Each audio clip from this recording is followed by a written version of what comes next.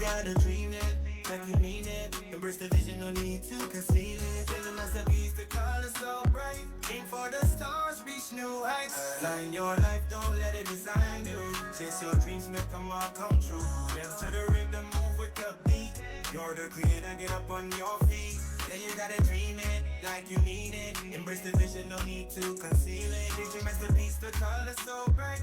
Aim for the stars, reach new heights. Design your life, don't let it design you. Chase your dreams, make them all come true. Dance to the rhythm, move with the beat. You're the creator, get up on your feet. Peace, peace, peace. Welcome again to another episode of Design Your Life. And this episode is actually a different type of episode that I haven't done before. You know, the Design Your Life podcast is about highlighting people who have crafted a life around dreams and their talents and their aspirations in life. But I felt like it would be really impactful to see a different side of designing your life. So I am here at the Brundage Navigation Center, the Mercy House. It's a shelter for people who have had some challenges in life. And a friend of mine here, we just recently met. We've been exchanging some emails, and he agreed to share some of his story. So we're going to have a wonderful conversation. So first of all, thank you for giving us some of your time. And I've got to excuse myself. I don't know if you can hear me. Both of us have some sort of like cold kind of going on. So hopefully you can hear us well. But I just wanted to just say thank you. And we're going to get right into it. So what's your name? Joe Desimone. Joe Desimone. And where are you from? Where were you born and raised? Born in Oakland, California, and raised in Pittsburgh, California. Okay, Pittsburgh, California. Okay. And what was it like being raised in Pittsburgh? I'm from Philadelphia, Pennsylvania, and Pittsburgh, Pennsylvania is really close by. So I didn't even know that there was a Pittsburgh, California. Pittsburgh, California is a small town in the East Bay area of California, right along the Sacramento River. Okay. It was a town of about 20,000 people growing up. Yeah. A unique combination of multiracial, multi-ethnic community. Yeah. It was a home town is really what it was. No, awesome. So what was it like growing up in Pittsburgh? Like when you were a kid, what were you doing when you were a kid? Well, I grew up in a large family in a neighborhood with a bunch of other families. We were constantly on the block with the other people our age. Yeah. Went to the small school in town, St. Peter Martyr. Okay. And from there went to De La Salle High School. But when you were a kid, were there like certain activities? Like for me, it was definitely this was prior to people like getting consumed by video games, right? So I was constantly outside. I was constantly at the playground playing basketball and football and just hanging out with friends. So like when you were a kid, I don't know, 6, 10, 12 years old, what did you guys do for fun? Well, there were about 12 other kids my age or our ages being the age of my family. Yeah. In the neighborhood. And we were constantly out on the street playing ball. We were down the street at the school playing football or soccer. Yeah. We did a lot of the things that nowadays they've got community parks for. We just went to the local schools. Right. Played in the school grounds. For sure. Yeah. So did you have, like, during that time, did you have, like, big dreams for anything that you wanted to do? I wasn't really curious. I just kind of stayed in my day-to-day. But did you have, like, big dreams of something that you wanted to do when you grew up? Not when I was a kid. Okay. I was busy being a kid. Yeah. And enjoyed being a kid. For sure. That was, I was safe, comfortable. I had a lot of brothers and sisters, and very engaged parents who made sure that we had lots of things to do. And if there weren't things to do inside the house, there were things to do in the neighborhood. And they encouraged us to be involved, ride our bikes, Yeah. play outside, that sort of a thing. No, for sure. So you were about to say high school. High school did you go to? I went to De La Salle High School in Concord. Okay. And Okay. what kind of student were you in high school? And who were you in high school? Were you like the jock, or were you? Oh, not the jock, no. No, I Okay. was very much involved in student activities. I was involved in a lot of clubs. Elected to or asked to serve in a number of student leadership positions. And did that with pleasure. Was my junior year appointed to be in charge of what they called the Student Curriculum Committee. Okay. And we gave a lot of input to the school with their curriculum, their school course offerings, etc. So Awesome. That's awesome. Yeah. That's awesome. So what about things that you found important? So like, you know, and we're talking about teenage, young adult years, but I'm just curious, what was like some of the most important things for you when you were growing up or when you were in that space? What was important to you? friends were important to me. Doing well in school was important for me, except in math. Okay. Win any stars or gold medals in that department, but in almost everything else, I was an outstanding student and high achiever. Okay. No, that's awesome. So just to kind of fast forward a little bit, so we're here at the Mercy House. At some point, things kind of took a turn for you at some point. Would you mind sharing with us, like, what that looked like and maybe what led up to it, to kind of you being here at the Mercy House? I struggle with how I describe that Okay. because at first, being here at Mercy House was a great relief. Mm. I had been homeless for almost 6 months and living on the streets of Bakersfield. I am retired, and at that time I was retired, completely dependent on my Social Security income. Yeah. And that income was barely adequate to afford a room in the community that I was living. I was living in Fraser Park at the time, Okay. about 25 miles outside of Bakersfield. Because my finances were so restricted, I had a medical emergency that took me away from home.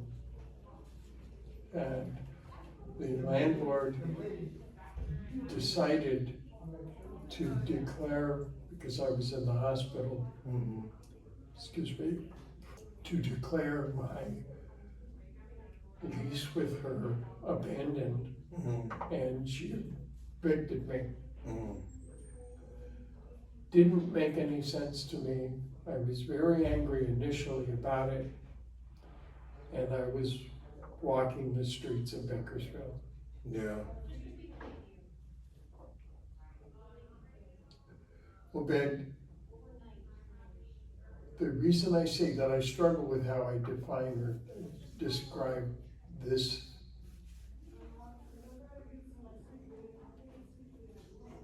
destination Yeah. is that I had never thought that in all of my time I would be homeless, Yeah. nor that I would be dependent on a shelter to help me survive. Right. here's the difference. Mhm. And that is what I believe is the power of attitude. Mhm. I got here and I was immediately surrounded, welcomed, treated like a human being, Yeah. cared for, loved by the people here at the center, at Brundage Lane Navigation Center. People who have the heart of Mercy House so strongly, they wear it on their shirt. They're red shirt people. And I couldn't deny the grace and the goodness of this place, Yeah. of the people here. So while I was treated badly as a human being Outside. outside and forced to this drastic step of being homeless first, Yeah. and then secondly, of being in a center with other people who were struggling. That was happening, definitely, but what was also happening was I was being wrapped up by the love, care, Mhm. attention, and support of the Mercy House staff. Yeah. And I began to see, the attitude I began to have was, this is a gift from God, Mhm. not a curse. I Right. am not here suffering like Job. Mhm. I am here, in fact, loved and cared for, respected, treated like a human being, and supported way beyond my greatest imagining. And that attitude won over. I have truly been loved and cared for here. No, I think, Joe, I think you hit something that's really, really important. You talk about attitude, and I have something I talk about extensively in a book that I wrote. But yeah, I think sometimes we underestimate the importance of how we look at situations, good or bad. You know, the attitude that you bring to it is so important, and can be extremely impactful, both ways. You know, negatively and positively. You know, I've gone through some things in life and had trauma and, you know, ups and downs and things like that. And, you know, it wasn't until later on in life where you really start to shift, you know, your ideas in terms of what's important, you know, what really matters, and a lot of that revolves around attitude. You touched on something that, you know, I'm curious about. You said that people obviously love you here, but that outside is when you first became, in I'm going to say in quotes, homeless status. You were what, roughly how old? 68. 68. And you know, I can only imagine, you know, just being in that space and being outdoors. I mean, what was that? What was that like? I know people said people were mean to you, to like kids or just other fellow people who were just like out in the streets. You know, I wasn't prepared to be homeless, Yeah. but I was. And a few things happened. The first of those was that I was cared for by some other homeless people. That's all good. If you open your eyes to the world around you, there are people who do care. Yeah, for sure. And there are people who do go out of their way. I had a friend who we kept running into each other in one area, and finally one day he said, "Joe, tonight, meet me at this place." Mm-hmm. And I did. he had a cart that he pushed. The bottom of his cart, he had reserved one heavy blanket. Wow. And that's what he wanted me to know, was that he had a blanket to share with me.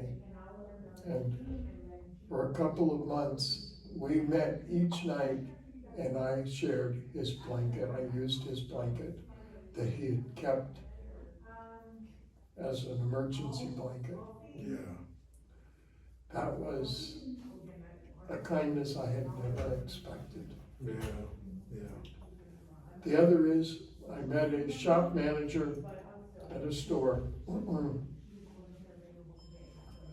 who always welcomed me when I woke up in the morning with a cup of coffee. Never charged me. And you know how much gold a cup of coffee feels like? Mm. This was just somebody who decided that I was worthy of his care. Right. And for months, he met me at his shop with a cup of coffee. That's a beautiful thing. Yeah. No, it's a beautiful thing. I think there's a misconception many times when people encounter individuals that may be homeless or just kind of down on their luck, and there's this misconception around that space, and it's just all negative. And obviously, when you're in that space, you don't want to be there. But the fact that you had some folks that were able to and willing to extend, a helping hand to assist is a beautiful thing. I'm curious. Okay, so I know that there was a Social Security. You were surviving off of Social Security, and you were evicted, and things kind of spiraled. Was there ever anything that you could look back on throughout the years and just your journey, where you might call it, whether it's missteps or regrets or things that you might have done differently, that you feel like if you had made some changes that things might not have worked out in this way? No, for sure. What could I have done differently? Yeah, and I don't even really want to use the word regrets. I think there's things that have bad decisions, I would just say, that I've made, right? And as a result of those decisions, I am who I am today. And because of some of those decisions, I swear I believe that some of those things led me to my wife and, to the family that I have. So I don't necessarily want to use the word regret, but I can look back honestly and say, there's a couple of things that if I had a chance to do it over, I probably would have made different decisions. So I'm just curious if there's anything that you can look back and say, I might have done that differently. I might have made that decision, a different decision when it came to X or Y, whatever it is. And then make a right on Phoenix, that's 43. Think that Okay. that's a dangerous game. Almost like drag racing on a one-lane street. It doesn't allow much room for life or grace. Yeah. Or a God that is in charge too of my life. Okay.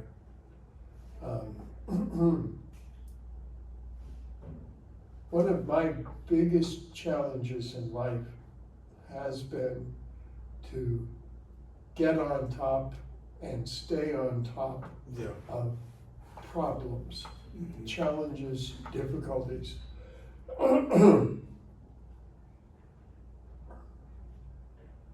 And I look back on the total of my life. And I'm pleased to say that I've been lucky to do what I loved to do work-wise Okay. my entire career. I was a teacher and school administrator for the most part my entire life. And that I loved. I worked in private schools. And so my income was not as high as it would have been if I had been in some other schools or in some other businesses. Right. And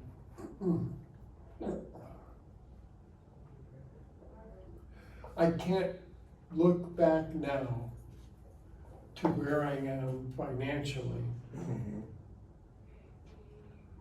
without remembering that I got here because of the fact that I never worked a day of my life.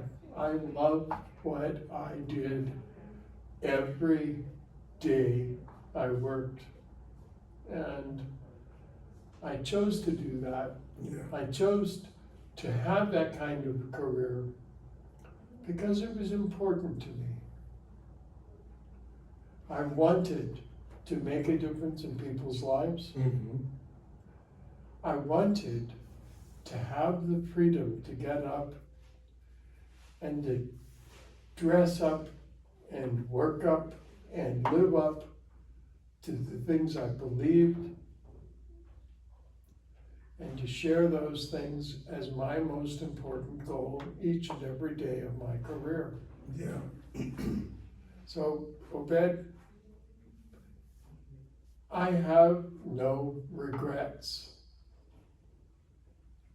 I have only the greatest joy of knowing that I did what I loved.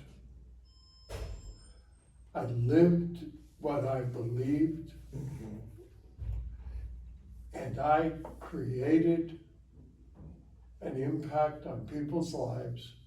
That was my choice, and that was a fulfillment of my dreams. Now,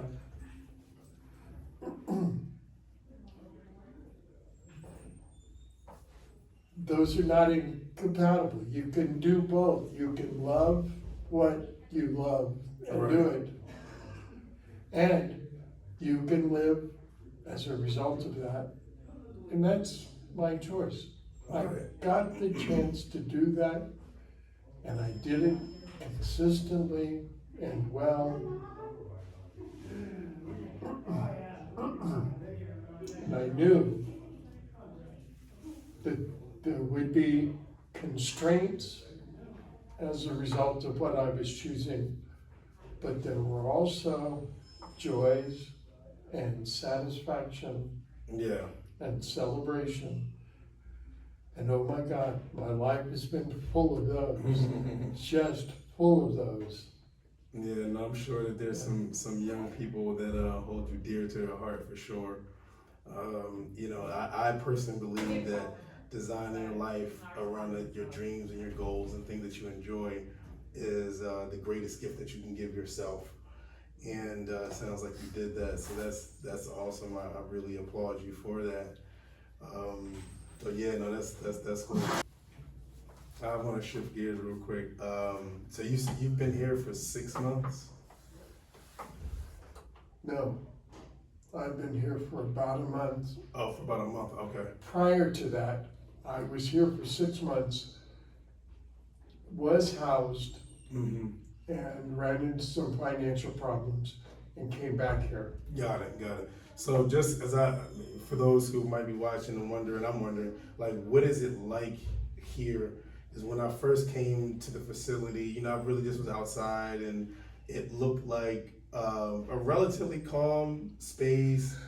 I'm just curious, like, what the day-to-day looks like here. I haven't been inside the facility, so I don't know if it's like, if it's small rooms or bunks so what's it like living here?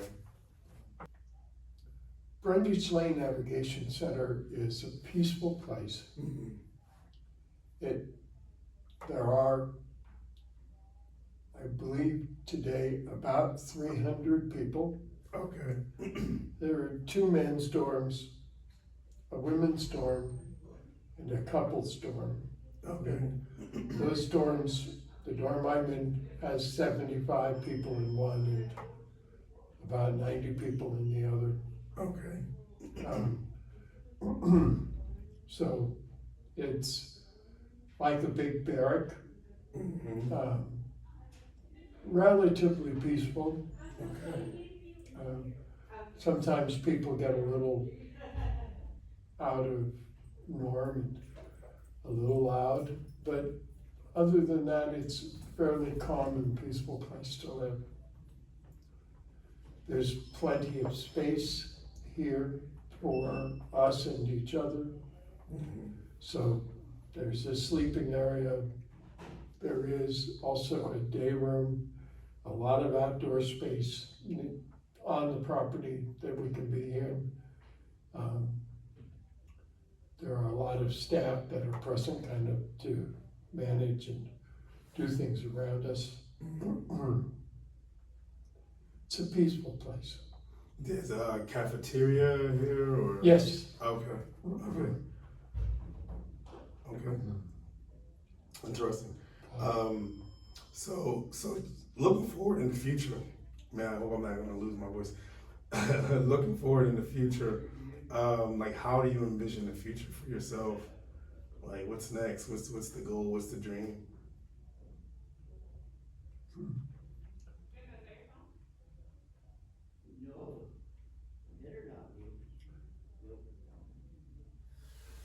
I'm going to keep living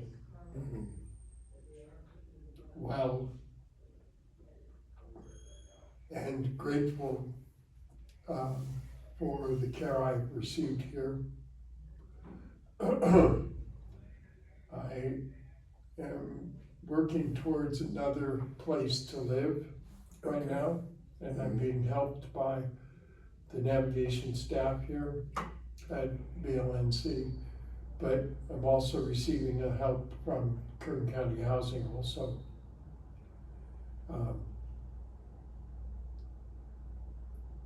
I'm one of those people who, when I walk down the street and a homeless person approaches me, I don't avert my eyes or snarl at them. I listen. I ask their name. And if they are asking for something from me and I cannot help them, I explain that I cannot help them. But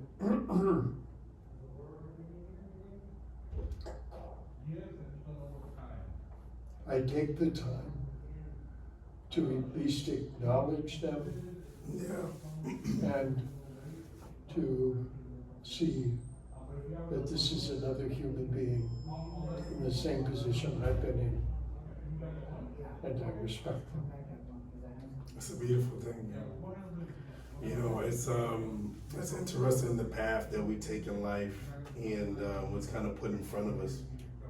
And, you know, for that person, you know, maybe it was you at some point, but for that person to have someone basically treat you like a human being, you know, I have children, and, you know, one of the things that I encourage them to do is, you know, when you see people, you speak to them, and, you know, kindness and work with your heart, and, you know, just be a good person, you know. So I think sometimes, again, there's this misconception around people who may be currently living outdoors and, you know, not have a space that they can call home, or that they would like to call home. And I think it's important not to lose sight of the humanity of just the individual and your own humanity, you know, to acknowledge the existence of someone else. So that's awesome. I'm gonna get ready to wrap it up, but I do have, You know, Obed, I yes, have to tell you, the day after Christmas, yes, I was walking down the street near my home. And I heard, Joe! And somebody screaming from across the 6-lane street. Yeah. And I look up, and here's this person darting through traffic. And all I could think was, oh, geez. Traffic, he made it. He made it to my side of the street, and I was ready to chew him out. And he said, I know you don't like people screaming your name out. I said, yeah. But he says, I want you to know something. I want to be the first person to wish you Happy New Year. Yeah? Yep. He said, you are the only person on this street who knows my name, and I want to return the favor by personally wishing you a Happy New Year. Yeah. Homeless man, 20 years of age, Bakersfield, California. I believe every one of us has the power to touch the humanity in others. And that's what I intend to continue to do. Every day I draw a breath. What else, what better gift, and legacy, I would say, to provide than to touch someone, especially when they need it, when you can, especially with your experience, and which I guess leads me to my last question, and really it's just, I want to know, there's someone out there who's young, who's 15, 20, 25 years old, and they're living their lives day to day, and they're not necessarily, planning for the future or what have you, but they have dreams, things that they would like to do. What message would you have for a young person that about the future and planning and just their dream and the pursuit of that? What message would you give? I have a number of very good friends who are young. I've had a chance to tell my stories to them. And in one particular case, I was so impressed with this person that he once asked me, well, so what are the secrets to your success? And you know what? That day, I took a notepad with me everywhere I went, and I wrote down 5 things that are important to me. The most important one on that list was make peace with your past. The power of that statement to him was incredible. He took that piece of paper, a little 2-inch by 3-inch notepad paper, folded it in half, and to this day carries it with him everywhere he goes. And he tells me he takes that paper out and looks at it just to see, is he doing the right things? To listen to him talk about his new view of the past is so gratifying, because the anger and the loss, the loneliness,